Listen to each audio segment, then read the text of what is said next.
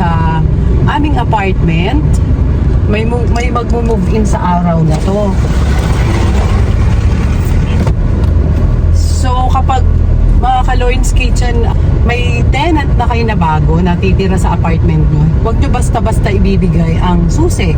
Nagbayad, may kontrata, tapos o sige, eto na yung susi, lipat na kayo. Huwag po, hindi dapat po ganun yung formal na pag-move in o pagpapatira sa ating mga apartment. So ang gagawin po natin, ipapakita ko sa inyo, may dala-dala akong checklist para sa paglipat nila, makita nila kung ano yung mga nadadat na nila sa loob, lalo na kung bago yung inyong apartment. Mas maganda na may checklist kayo for move-in para makita nila sa iyo bilang may-ari ka na may malasakit ka sa iyong property. So sila rin, magiging accountable din naman sila sa kanilang titirahan pagka nakatira na doon. So mararamdaman nila na ikaw na mismong may-ari, meron kang malasakit, syempre sa'yo yun. And ganun din sila. So tara na. Sila yung mga bagong tenants dito. Halika, puntahan na natin at ipapakita ko sa inyo itong checklist na to. Pati kontrata, ibibigay ko na ngayon.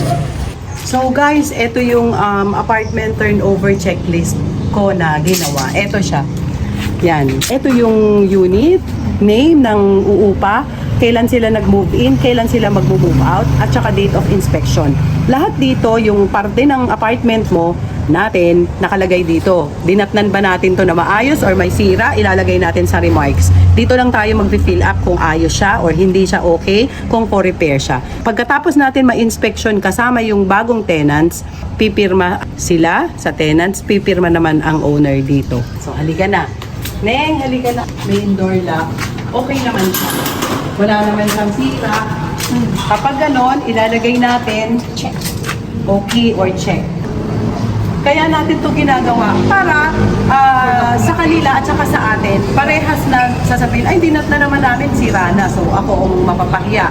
Dinat na nila na okay. So kailangan pag alis nila, okay din yung aalisan nila. Doorknob, okay siya. Gamit tubig.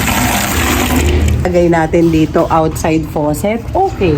Lahat ng faucet, i-check na lang natin isa-isa. Yan, okay naman siya. Pag ganyan, check natin, okay naman siya. And so on and so forth. Mga pintura nito, pintura ng wall natin at saka ng ating kisame, yung lalagyan na natin ng mga, yung rack, lalagyan na ng mga abubot and all. Ang pinapalitan ko lang dyan na masasabi kong maganda, hindi ko type kasi yung gripo na to. So naging okay na to ngayon. Pero itong mga ito, kalaunan, mga ngalawang, papalitan ko yan. So sa ngayon, okay pa siya. Ilalagay natin dyan, okay. Shower, okay naman. BJ, malakas ang BJ, okay siya. Ito, yan, okay naman siya. Okay, lahat yan, okay. Doorknob dito. Ito ang unang nasisira eh. Pero hindi naman ganun kadali. So, ayos siya. So, dito sa taas, so, okay naman siya. Okay din ang doorknob. And yung mga ilaw. Yes. Yeah. Doorknob dito sa kwarto. Mga ilaw, switch. Yan. Ayan. So, ayos siya. Yung pinakang handle ng ating closet. Yan. Curtain rod. Okay na lahat. Napasadahan na lahat. Pipirma na kami. And then, may kopya ako nito. May kopya si tenants. Para pag umalis sila, may record tayo. Ang iba, katulad dito, may videos or picture para may record tayo na. So, yun lang.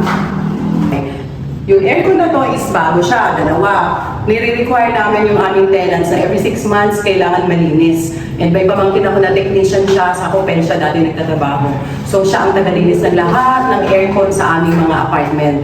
Mas mura kaysa sa labas. Ang window type nasa 900, 1,000 na yan sa labas. So ang singil lang ng pamangkin ko sa amin is 800. Charge po yun sa tenants. Kapag masira, since okay siya, kapag masira, may pyesa, may ganon, isisingilin ko yun sa tenants para maipagawa na. So yun lang. Ganon lang po ang ating gagawin kapag may bagong tenants na tayo. Yung move-in, kailangan po nating siguraduhin para din po sa tenants at saka sa owner. So, don't forget to subscribe. Bye!